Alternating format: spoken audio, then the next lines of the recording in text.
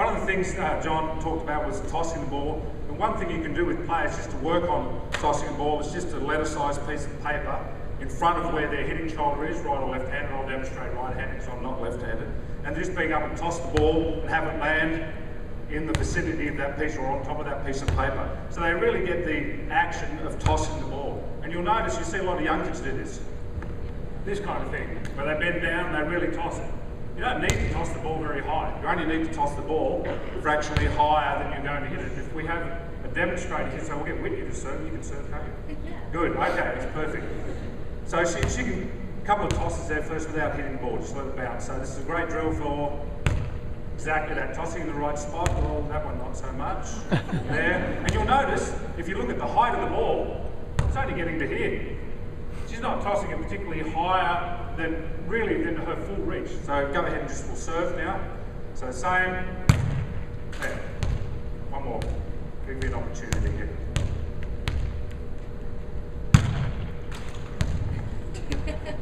Nothing like a little bit of pressure in front of 270 coaches.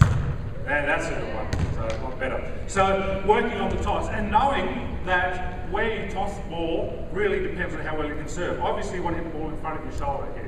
If you are somebody who likes to spin the ball, then having the toss a little further back makes it easier to spin the ball like that. Having the ball in front enables you to get a better flat trajectory serve. Like John said, you know, elastic across the antenna, serve in that window above the tape and below the elastic. Dan. Well, am I on? Good. Okay, so I kind of come from more of a background of other sports. Volleyball wasn't really as big when I was growing up. So for serving, I really like to have my players have a routine before they actually serve, so that they can take in big picture information and then just narrow it down to where they start. We talked about that being a checklist. What's the score? Who am I going to serve? What's their worst angle to serve at? And so then I want them to get back there and do a routine. Now some players have had a routine where they do 80 bounces and 3 tosses and keep it as simple as possible. But I want them to go back there just like you would from a free throw line, get a routine going, so the serving part becomes more motor program and more natural for them. So that would be the first thing, is whatever your guys' routine is, I'll let you do that. Second thing I would probably emphasize most is I want the palm of their hand going through the target line. So, and having their hand actually watch the ball.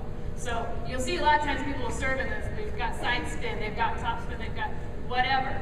And the first thing is they're not watching their hand hit the ball, but the second thing is you want your palm to hit right through your target line. There's no secret. Just because you face over here and you serve it over here, the no-look serve isn't really going to be that effective. You actually want to make sure that person knows, I'm serving you right there, okay? And now you're shaking in your boots. I'm going to give you a couple extra seconds because I've got 8 of them. And now I'm going to serve, okay? So I would just say palm through the target line. So who wants to serve it? Show that. Megan, may step up. Good job.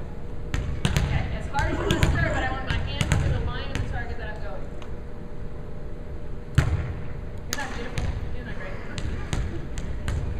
Just wail on it. Smack it. There you go. Pretend like Michael's head is on that side. And you're going to give him a dork slap. I'm just saying, Now, Michael will do the serving session, but if you want to just say something in general, Michael, with everybody on serving. How am I? Good? Yes? Good. Absolutely. When Terry said, what do you want to speak on, the first thing I said is serving. It's by far, hands down, the most important skill that we teach at Portland State. We spend every day working on serving. I would recommend the same for you, by far. What I ask of each player in our program is to make sure that every single person can stand and float. No jump float, no 2-hand jump float, no 1-hand jump float, no topspin, stand and float first. After they can demonstrate they can stand and float with good consistency, with accuracy and good velocity, then we move on. And what I ask every player from that point is to come up with a second serve that is considered more aggressive.